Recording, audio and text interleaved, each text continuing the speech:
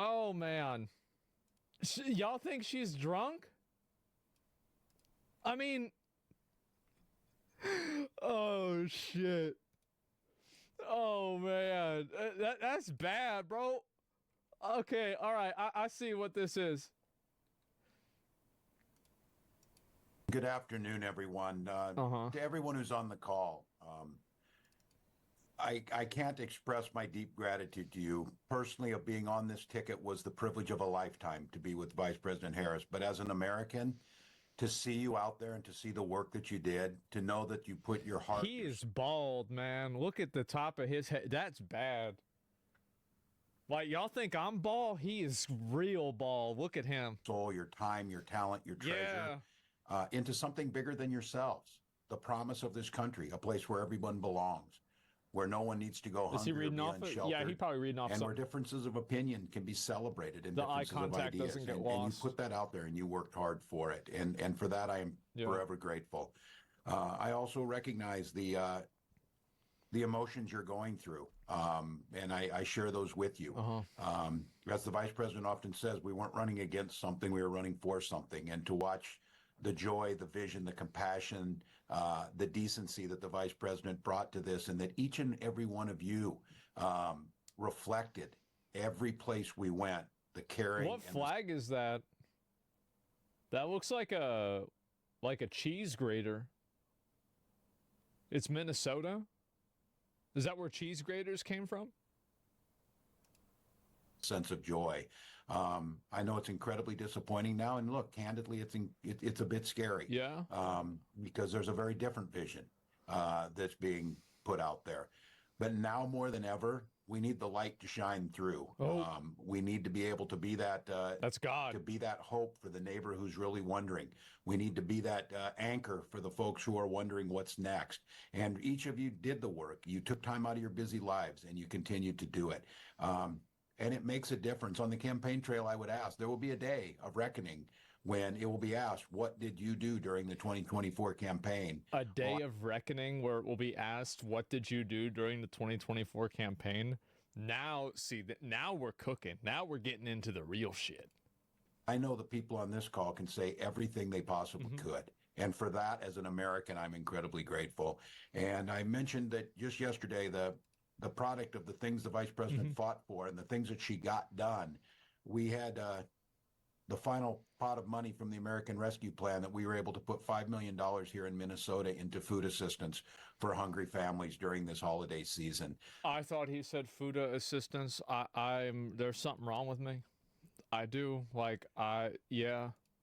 That's the type of stuff you are fighting for. That's the type of things that make a difference. And those things are just as important now as they were before Election Day. And so I hope all of you take care of yourselves, take care of your families, find the place in your community to heal both yourselves and your community.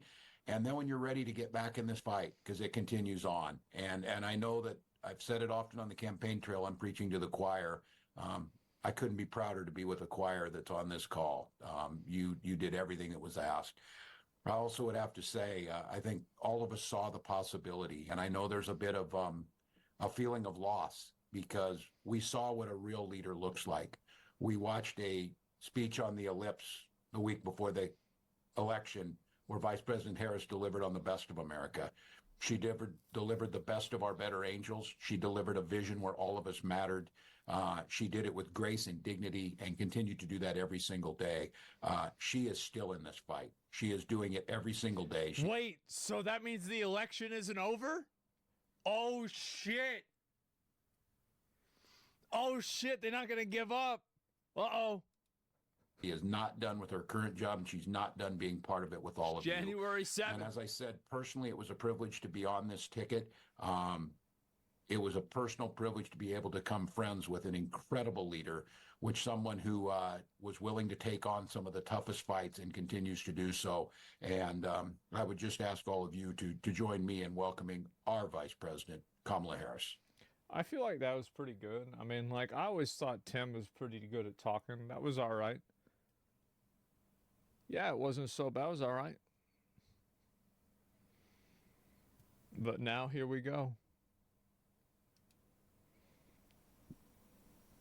Thank you, Tim. Thank you. Back at you, brother. You are such an extraordinary leader, and we have become lifelong friends. I just, in front of everyone, I want to thank you, Tim. You lead with courage. You lead with heart. You see the people. You care about the people. You believe in uplifting the dignity to which all people are entitled, and you do it and you have a sense of fun when you're doing it. But you are an extraordinary leader, and obviously the people of Minnesota are very, very lucky to have you there. But you are a national leader and a dear friend, and thank you. Noel, thank you for your work in Pennsylvania and all that you did for our campaign.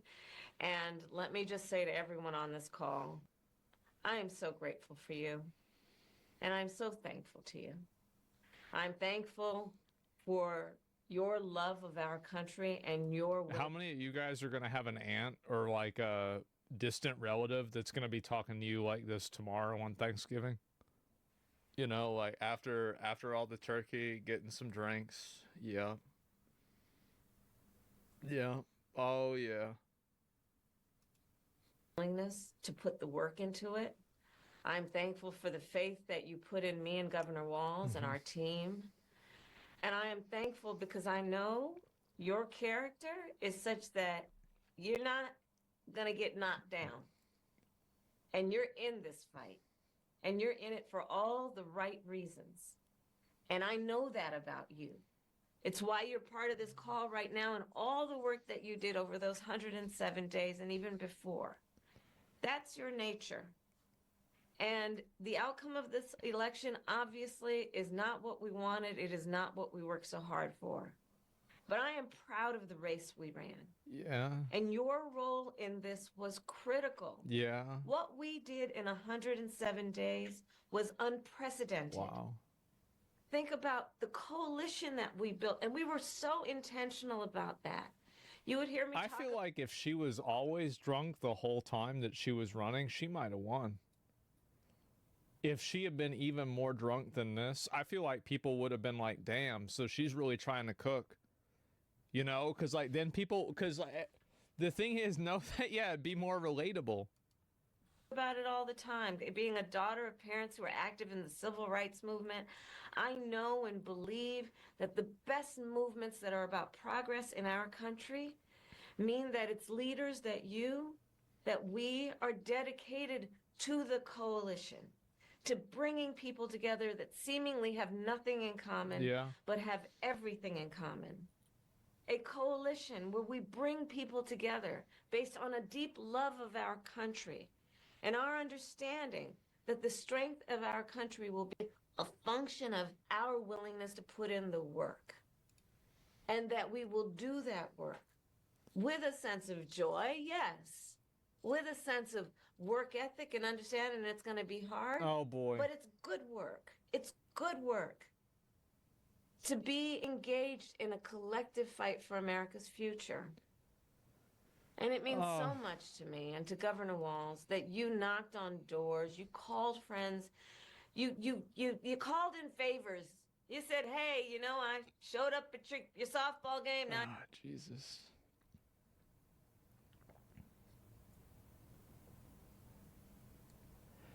Man. I need you to show up at the campaign office. Yeah. You put in the time. It was personal for you. And you gave all that you could to support our campaign. Because of your efforts, get this, we raised an historic $1.4 billion, almost $1.5 billion from grassroots supporters alone. That's the a most lot. in presidential campaign history.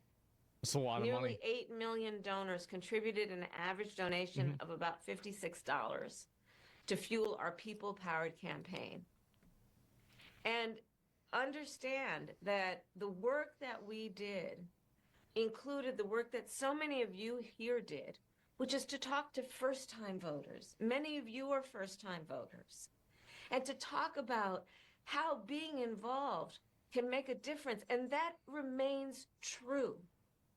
And that's one of the pieces that I just want us to please take away, that our fight for freedom and for opportunity and for the promise of America It included, for example, nearly almost 4 million first-time contributors to our campaign because of the work you did of helping people know that they can be engaged and that they're not outside, that they're inside, that we're all in this together.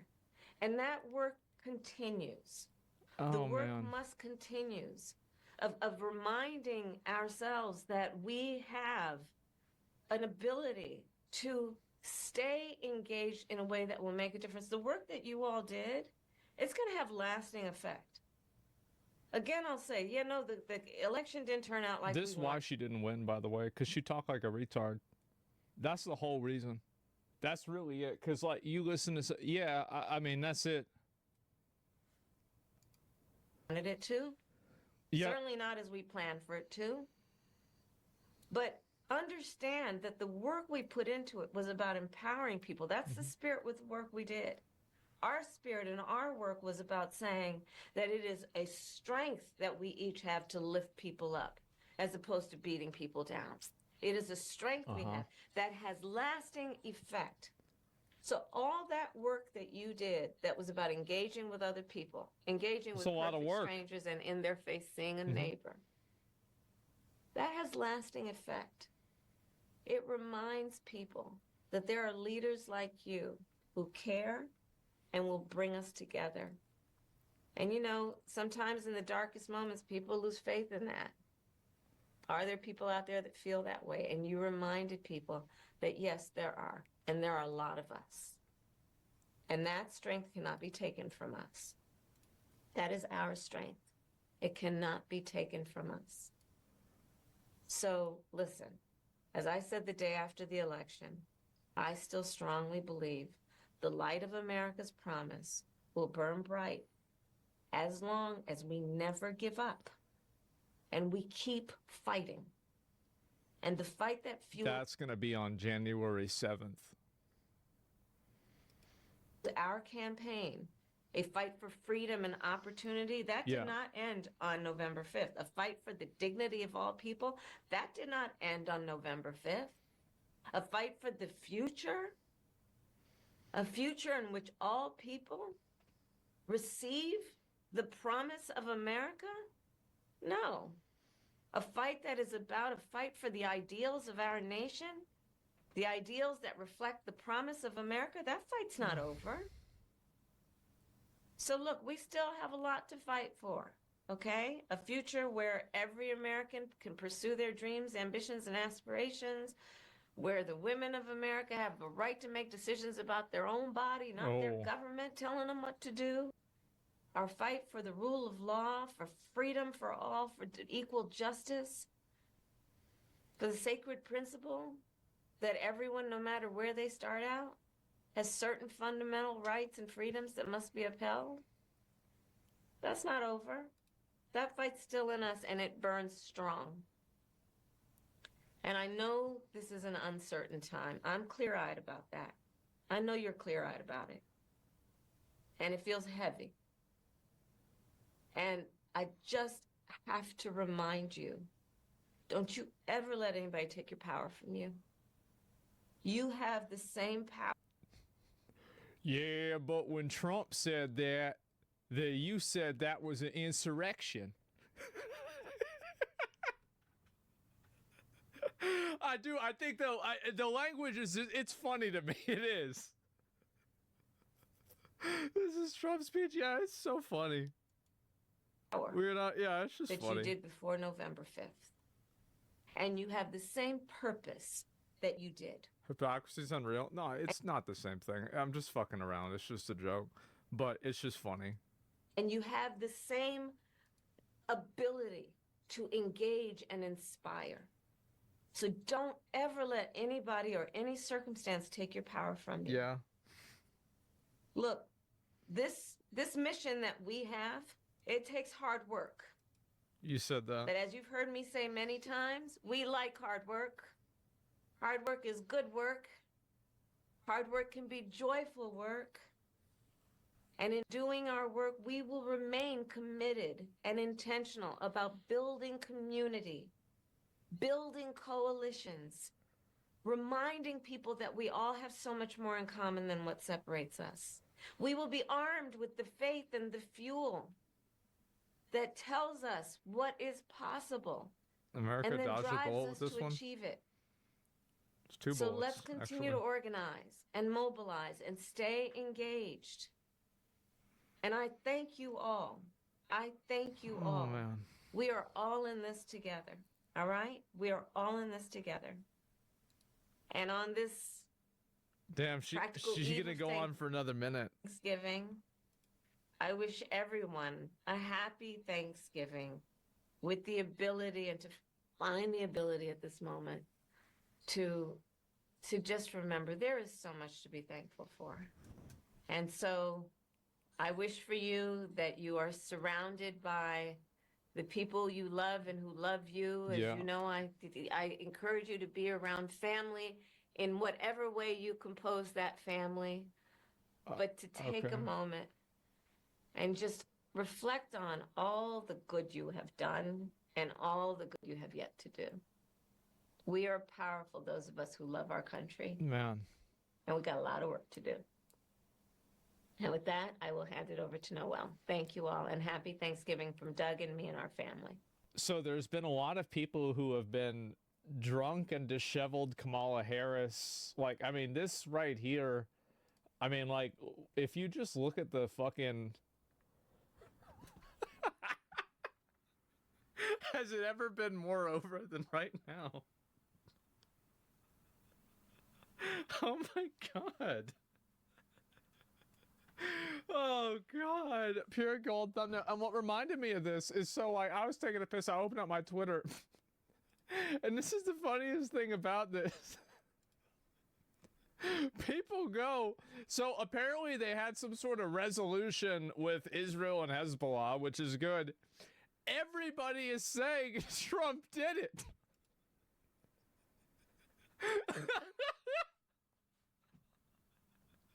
They finally did something, and they're like, just like Hillary, Kamala will never be president. You should thank President Trump for that. Trump ain't president yet, but he's already bringing peace to the world. We thought you fell out of coconut tree. What the fuck does that mean? Taking credit for what Trump did is pathetic. President Trump already negotiating. Oh my fucking God. What's a ceasefire?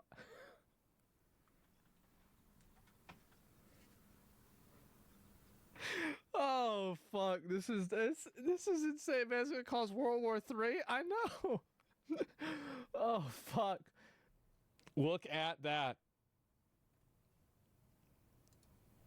You have the same power that you did before November 5th. And you have the same purpose that you did. Don't you ever let anybody take your power from you. You have the same power that you did before. That's crazy, huh? Wow.